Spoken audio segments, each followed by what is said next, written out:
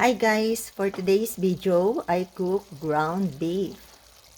This is ground beef, guys. I sauteed this one with garlic, onions, and I put some salt and bell pepper. It's already cooked, guys, and ready to eat. Alright guys, thank you so much for watching and see you again in my next cooking video. Thank you so much guys.